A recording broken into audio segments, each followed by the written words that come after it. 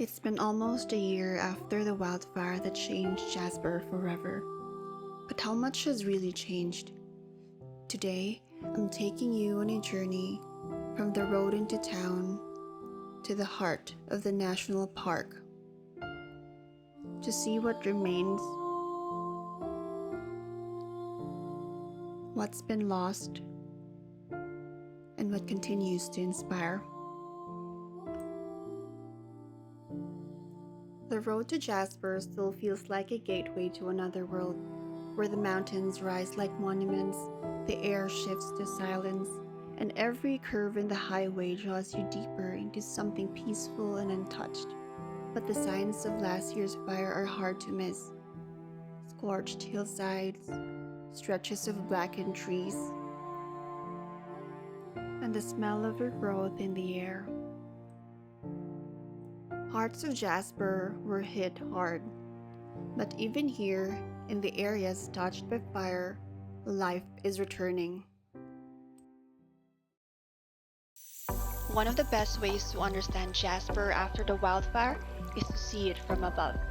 The Jasper SkyTram lifts you nearly 2,300 meters into the Alpine, offering a view that's both humbling and hopeful.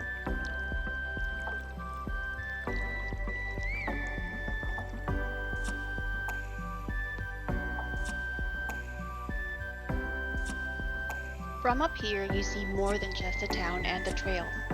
You see resilience, burnt patches of forest beside untouched valleys, smoke-scarred slopes now dotted with green.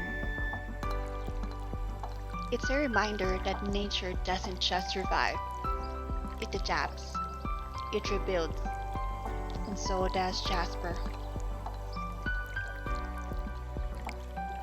Back down in town, Jasper feels like it always has. Quiet, welcoming, alive. The shops are open, the sidewalks are busy, and the Rockies stand watch just beyond the rooftops. It's not a big place, but that's the charm.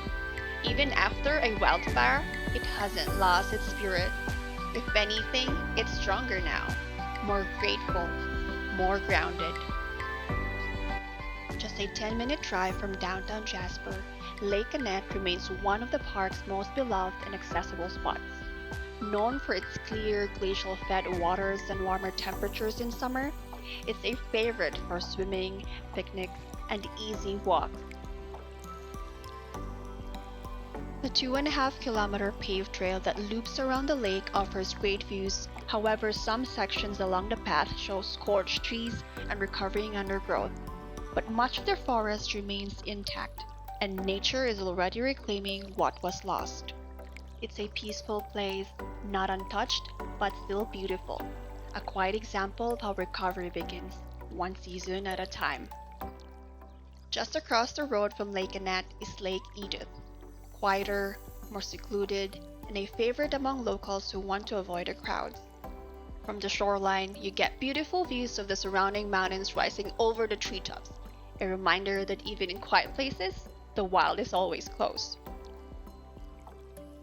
Just a short drive from Lake Edith, Beaver Lake offers a different kind of quiet.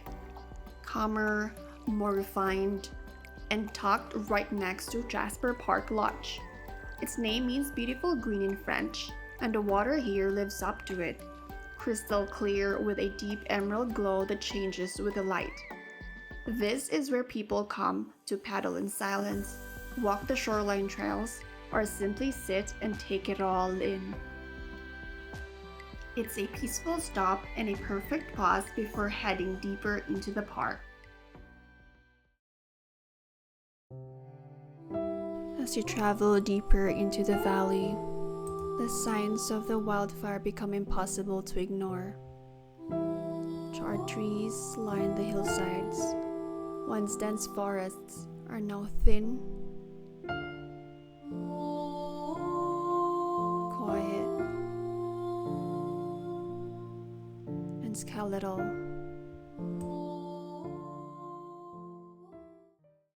But halfway through Maligne Lake Road, the landscape changes.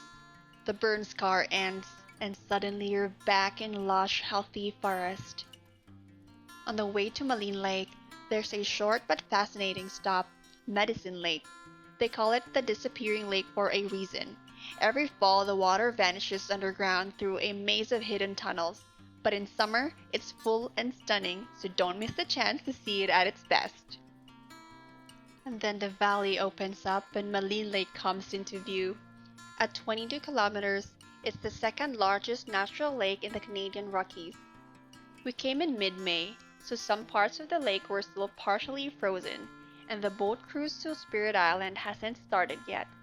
We highly recommend taking the tour if you are here during the summer. But even without the cruise, there's plenty to do here. You can walk the scenic lakeside trails, enjoy the wildlife, or just take in the incredible mountain views from the shore. Early season brings fewer crowds and a peaceful kind of beauty you won't find in the busy summer months.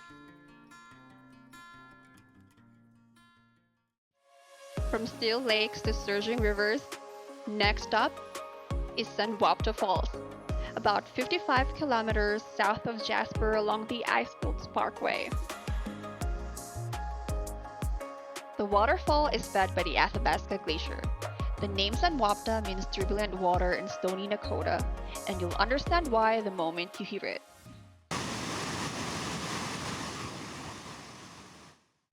This area wasn't affected by the wildfire, so the forest still feels rich, green, and full of life.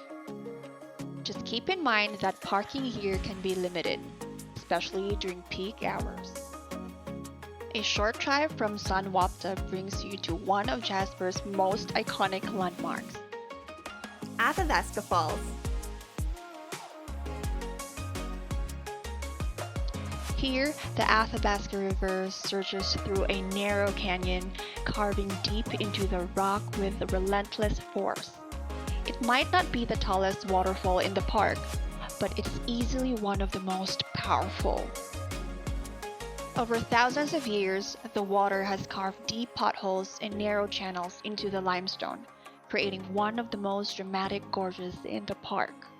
There are several well-marked paths and lookouts that give you incredible views of the falls. Just be prepared for some spray and stay behind the railings. The water may look inviting, but it's fast, freezing, and unforgiving. For our final stop, we're heading just a few minutes northwest of Jasper to Pyramid Lake and Pyramid Island. The area around the lake wasn't affected by the wildfire, so the forest here still feels vibrant and alive, a contrast to some of the other places we've seen on this trip.